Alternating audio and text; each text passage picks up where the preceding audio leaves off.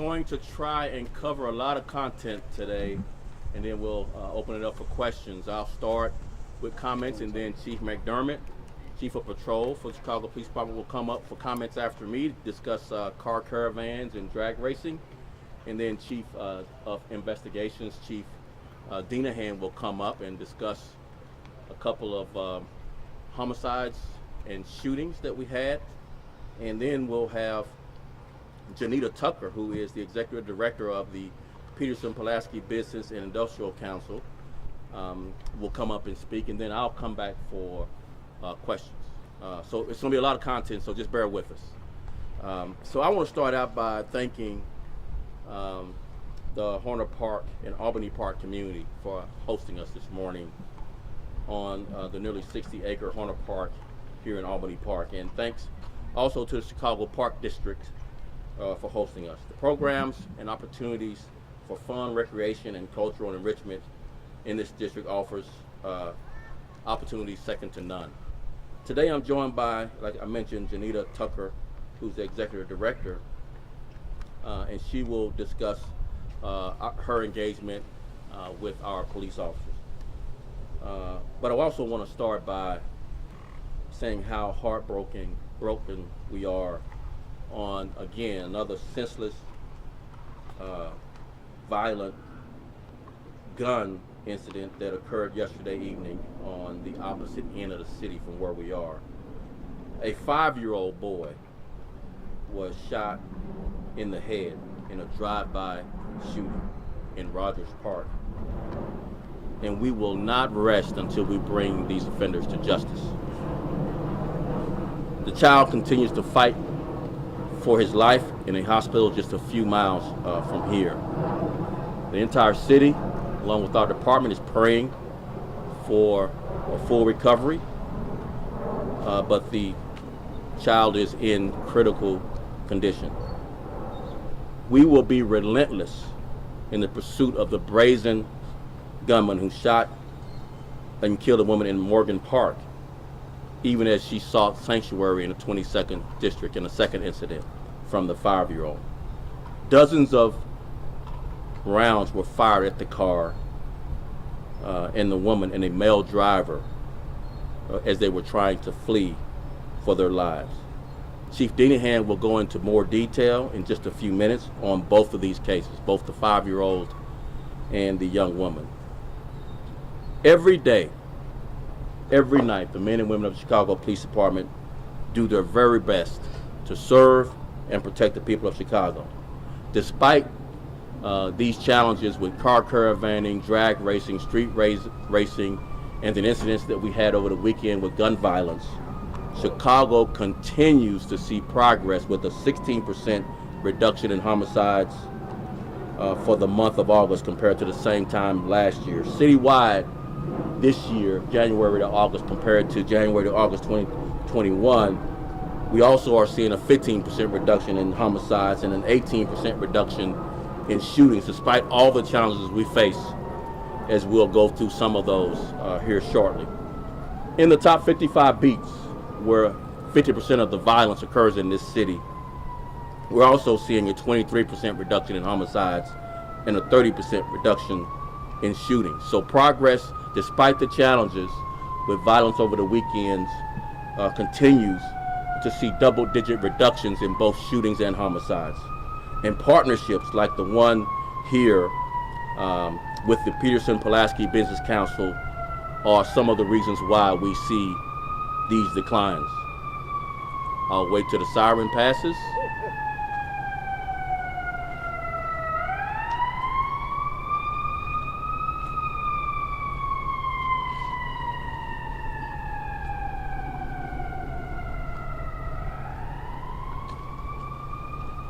I'll have some further comments when I come back for questions. I'd like to go ahead and just turn it over to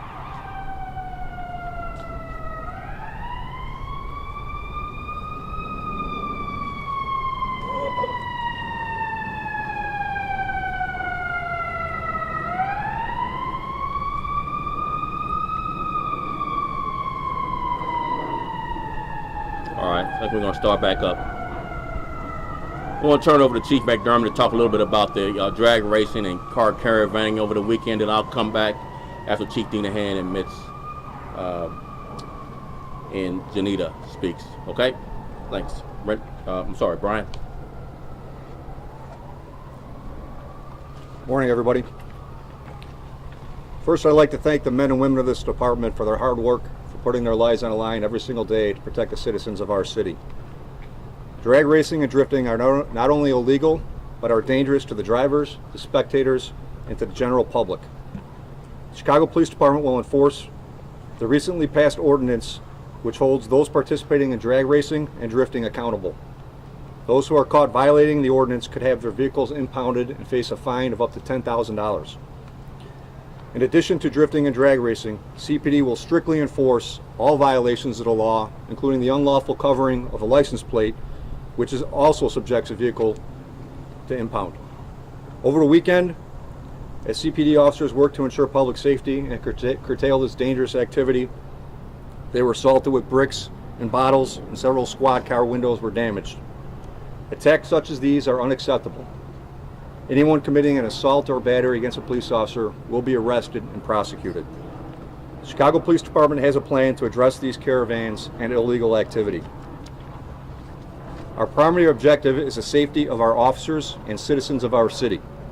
Our plan is a coordinated effort between multiple city agencies and bureaus of the department that can be scaled up or scaled down at any time. Not only are additional resources added for enforcement, city assets such as salt trucks, mobile pod trucks and trailers, tow trucks, and additional technologies are being utilized.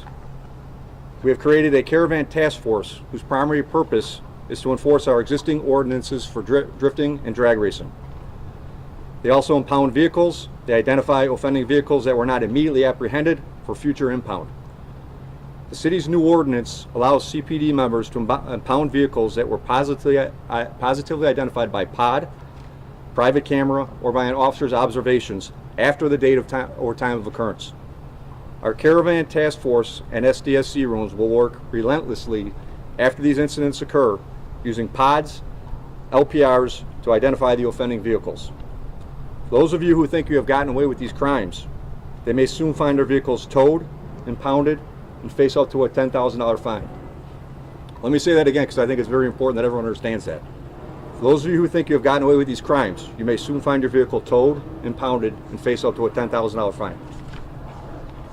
Enforcement activity over the weekend includes 9 arrests, 7 vehicle impoundments, and we've identified 22 requests for vehicle impounds at future dates. I fully anticipate that the department will identify more vehicles by the end of the week. At this time, I'd like to turn it over to Chief Dinahan. Before Chief Dinahan comes up, part of our strategy on the street drag racing is to capture what's occurred on video, to include what's captured on social media. So one of the things that these groups do is that they highlight their drag racing on social media, but that's evidence for us to tow their car at a later date. So warning to those, trying to sensationalize drag racing, thank you, because we're going to charge you and tow your car with up to a $10,000 fine. So as you continue this behavior, it's going to come at a high cost to you or the other owners of these cars. And I'll turn it over to Chief Dinahan to discuss the 2 incidents with the 5-year-old, the first one, and then in the 22nd district. Thank you. All right, thanks, Superintendent. As the Superintendent mentioned, we had a 5-year-old that was shot in the head in the 7600 block of North Paulina. And for that incident, the mother and father were in the car with the child, at which point the father exited the car for a brief moment, and a separate offending vehicle fired shots, striking the child. The mother drove directly to a hospital in Evanston. And for this incident, the detectives are seeking information to help solve this crime. The child's in extremely critical condition still at this time, and the detectives need some assistance. So you can go to cpdtip.com, or you can call Area 3 detectives. But we definitely need some assistance to help solve this crime. As the superintendent mentioned, just a reckless act and another child suffering a gunshot wound to the head. For the second incident we wanted to cover, as the superintendent mentioned, it actually happened in the 22nd district stations, like basically their driveway, right where the wagon kind of pulls into the station. For that incident, once again, we had 2 individuals in a car, and a separate vehicle was chasing them around for several minutes, shooting at them. And the victim's vehicle was obviously trying to get away, at which point, several minutes later, when they came across the police station, they were pulling in there, obviously seeking safety, when the offending vehicle once again stopped, discharged their firearms, and once again causing the death of a completely innocent female victim. That car fled the scene, and the detectives are out investigating that crime as well. But once again, we believe that somebody knows who these offenders are. They can call Area 2 detectives to provide information anonymously, and you can go to cpdtip.com. Once again, provide information anonymously to help the detectives solve this crime and bring these offenders to justice. At this point, I will turn it over to Janita Tucker.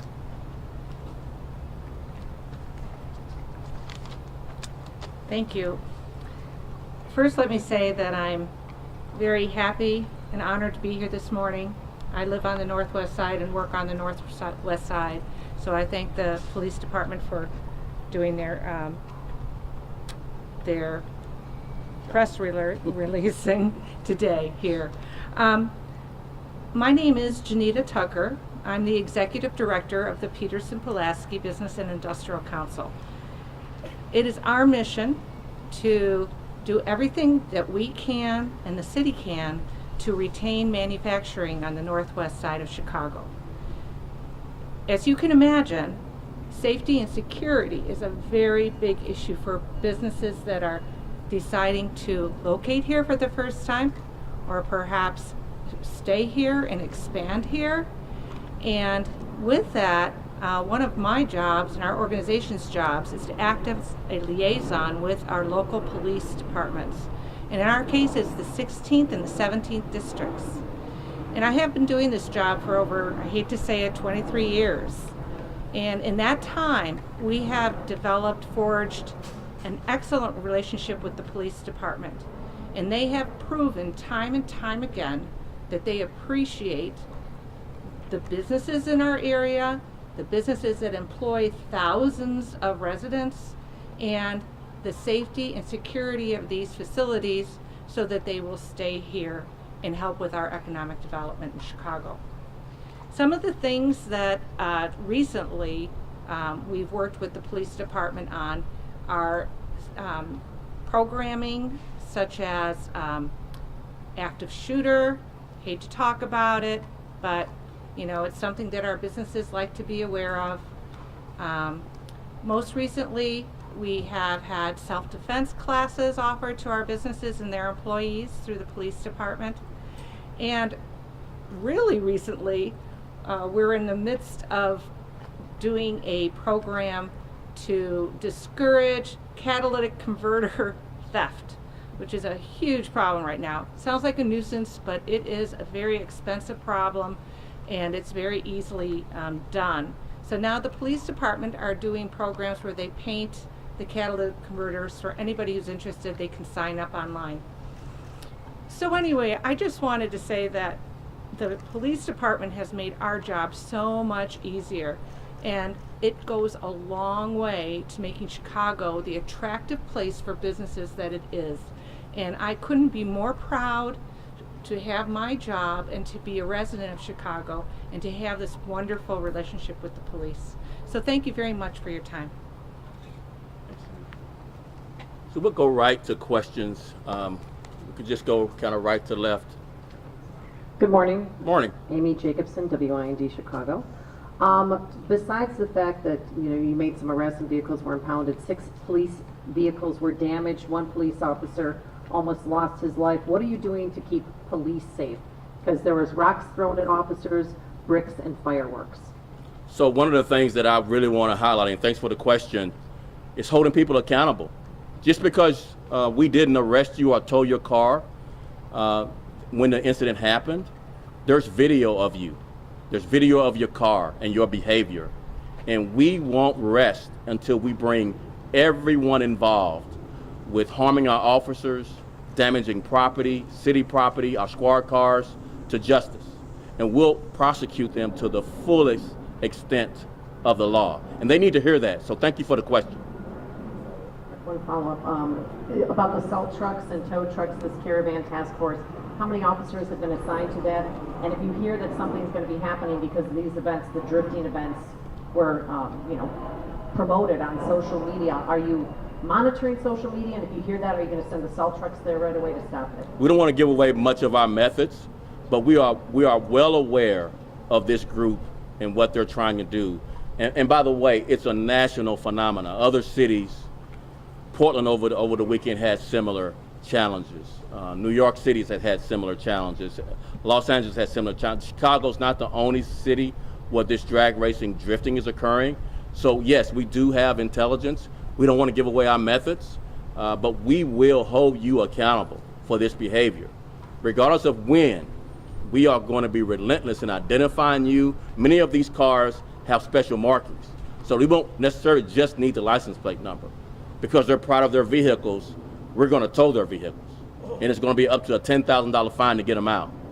So because they really sensationalize on social media, as I mentioned, that's evidence for us to continue to hold you accountable. Because as long as there are no consequences, this behavior will continue. And so we are committed to more consequences for these people, especially taking the cars that are being used for this. Yes. Hi, Superintendent. My name is Jake Sheridan with the Chicago Tribune. There was a woman killed crossing the street at 6400 South Cicero at 137. Is there any reason to believe that that was related to drag racing? Is there any more? We don't have that connection. That would be pure speculation at this point. Brenda, do you have any further update on that one? So major accidents. Go ahead. We have a major accidents unit, and the major accidents is aware of it and investigating, and then the car that ultimately caused the crash, that they will once again use technology and track it back. And if there's any connection, we'll be able to figure out at this time, but we don't have that connection, at this time right now. Investigation is pretty new and ongoing. And on this task force, is that new? Was that created after the ordinance or after continued car caravans? We've done a lot of work on this before the ordinance. I'll have Chief McDermott come up and just talk about some of the work he's done. He's taken the lead on this. Again, it's a challenging phenomenon. It's very dangerous behavior by these people, not only for the people drag racing, but for spectators. So I'll have Chief McDermott talk a little bit more about what we've done. So I think the superintendent summed it up pretty good already, but I got a couple points. So the task force has been around for about 4 weeks now. After we noticed the uptick in the pattern of the caravans coming downtown, we decided to create the task force and try to put an end to this type of behavior. We're not going to win, this battle overnight.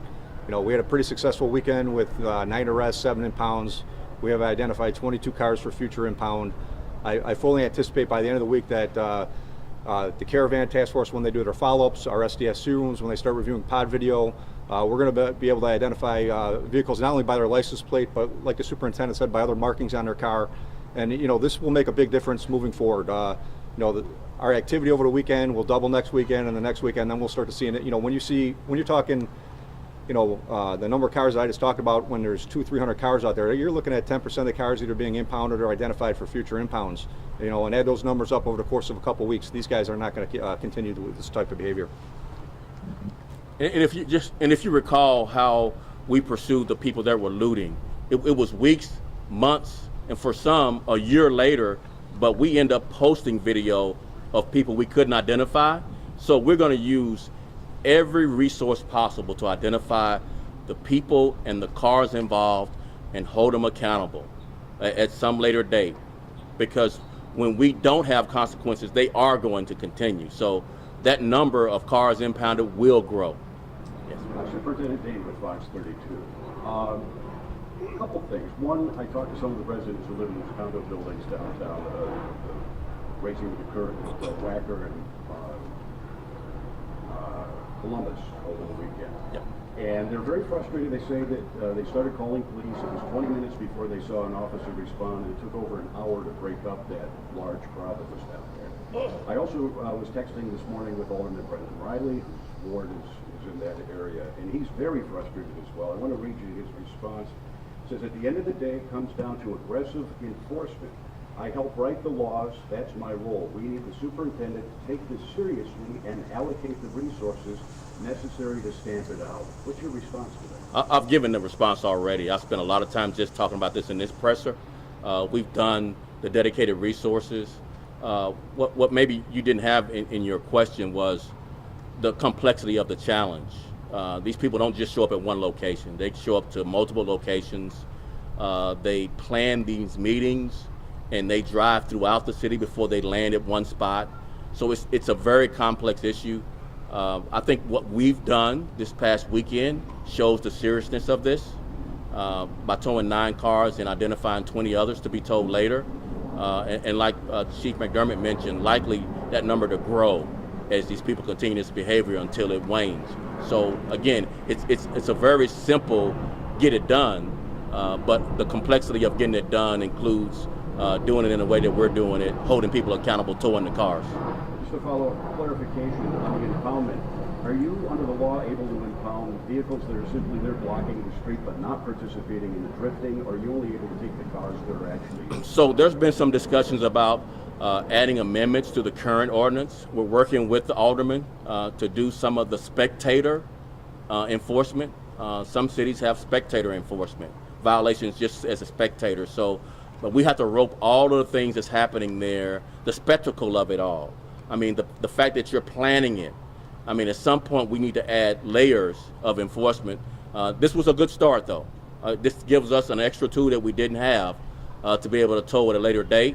But we want to talk further about even more amendments to the ordinance to make it even stronger to discourage this kind of behavior. Yes. Hi, Superintendent. Karen Jordan with ABC7. Can you talk more about the shooting outside of the 22nd District, just the brazenness that it took place outside of the police station? So we've repeatedly said this, criminals, particularly violent criminals, feel empowered. They have no respect for life or law enforcement and our officers' lives. This is the 3rd year running now of record levels of officers shot at or shot in this city. Record levels. This year surpassing last year's record levels of officers shot at or shot. And yet our officers consistently show bravery and courage in pursuing these people and bringing them to justice. So again, it is shocking that a police district is not a safe space. But our police officers have been attacked these last 2.5 years at levels not seen in this city's history. So again, holding violent criminals accountable in our courts, you know, the high bonds and no bails for violent offenders is quite appropriate at this time. And I hope we can persuade those judges to do and follow up with holding violent criminals more accountable than they're being held right now. And also about the 5-year-old shot last night, at least a dozen children killed and a lot more shot at. Can you just talk about how do we keep our children safe? By holding violent criminals accountable in the courts. Holding violent criminals accountable. When they're caught in possession of an illegal gun and they've got a violent criminal history, hold them accountable differently than a person with no history. Don't treat illegal gun possession as if everyone possessing a gun is the same. Those violent criminals use those. Officers risk their lives taking those guns off people. And they find those people in a revolving door getting right back out and on our streets and harming our babies. So again, I just repeat, hold violent criminals accountable in our courts, and you will see a safer and safer Chicago. So, Mariano Kilis with Division Chicago. We were wondering, I mean, the city has a new ordinance, tougher punishment, even a task force at the police department dedicated to the drag racing and drifting.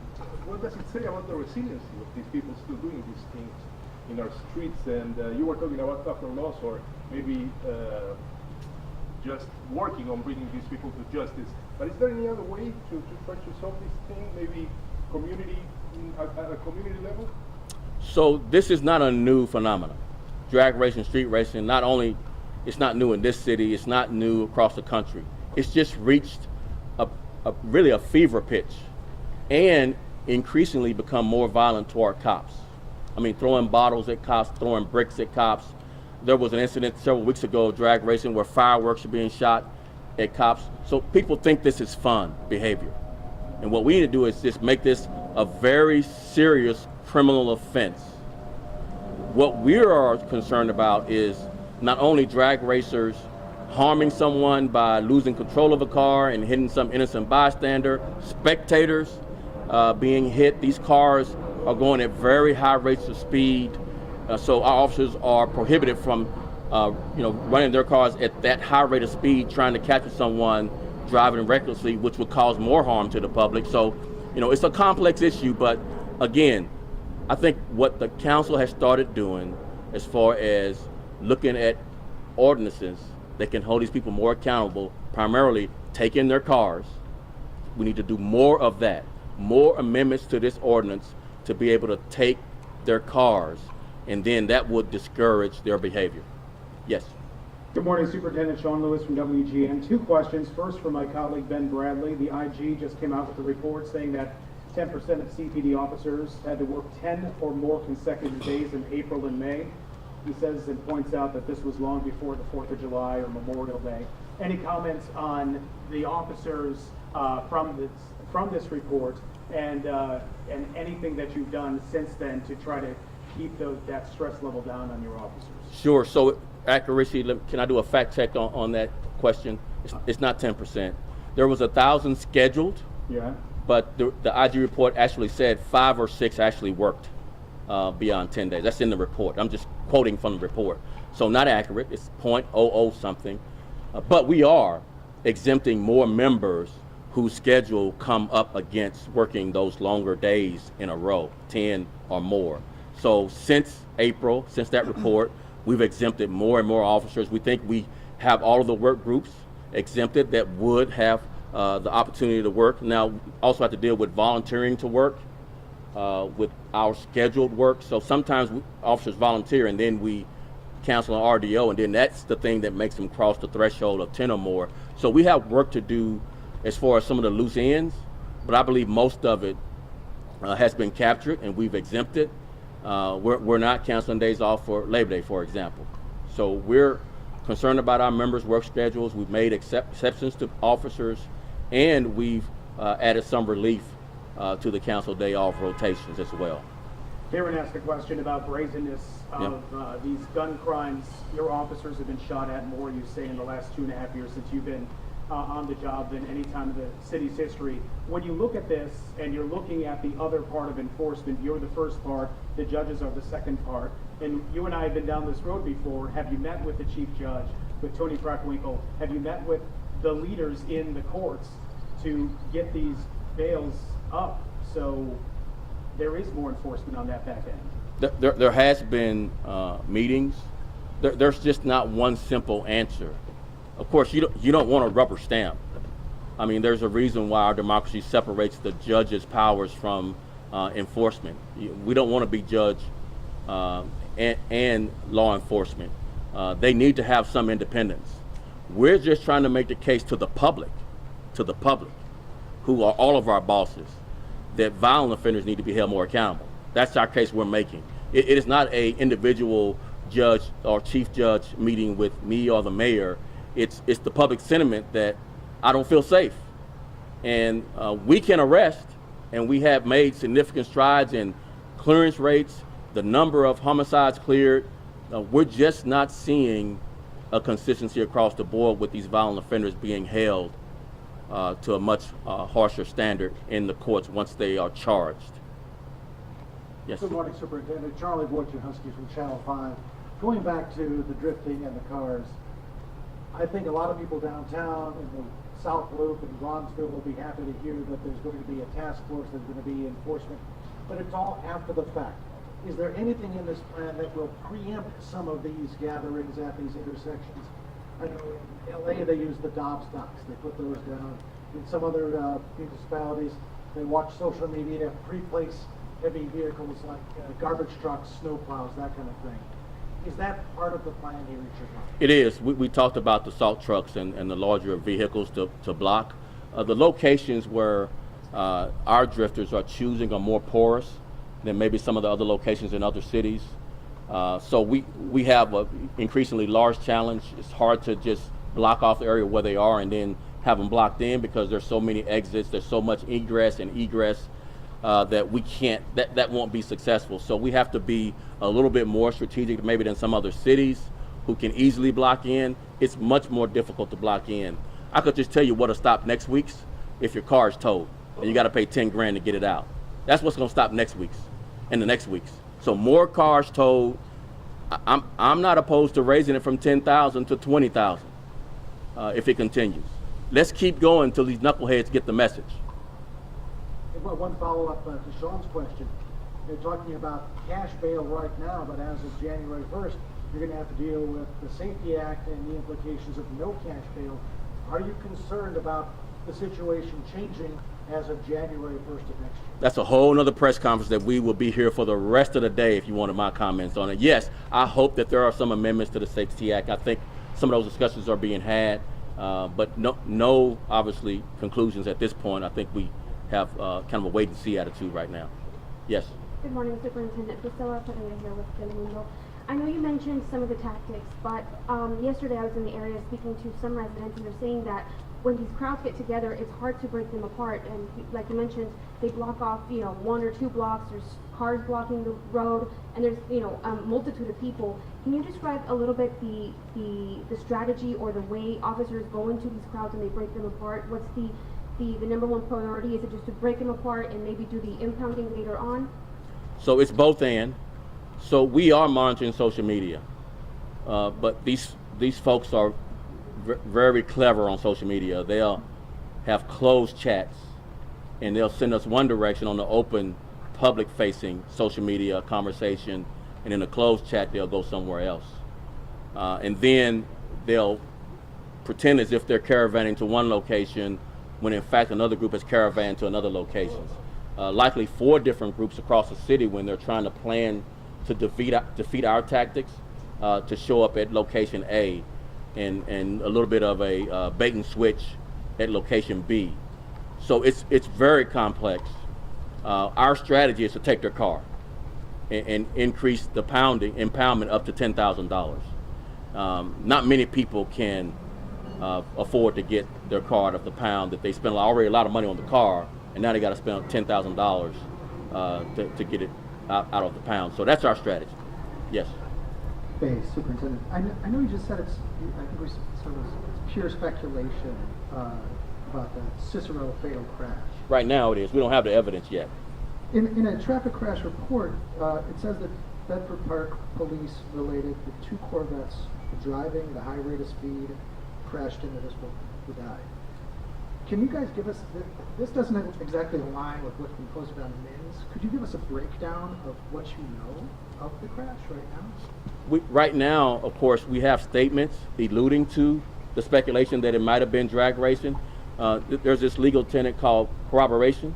We don't have that. We have to have independent information to support our speculations. And so until we have that evidence, we won't be able to say that it was drag racing. When we do, we'll give it to you. Now, some of this is under investigation, and we can get with you offline to try to get to you as quickly as we can confirm what happened. Of course, we have to follow the law. We can't just speculate. We can't accuse people of things that we don't have the evidence to support. That opens us up to lawsuits. So we have to make sure we're coming at these folks correct. If it was drag racing, we'll say it. There's no reason for us not to say it if it wasn't drag racing. We just don't have that corroborated evidence at this point. I just have one last question. You mentioned that the father of the 5-year-old boy hopped out of the car shortly before the shooting. Is he viewed as the intended target, and is he known to CPD? It's preliminary information. He is known to CPD. We don't want to reveal too much, but likely the target. Superintendent Brown, once they pick up their car, will they be arrested? Depending on the charges. If they haven't already been arrested, once they pick up their car, they might be arrested also after that, depending on what behavior we can prove once we look at the video. Thank you all very much. Really appreciate it.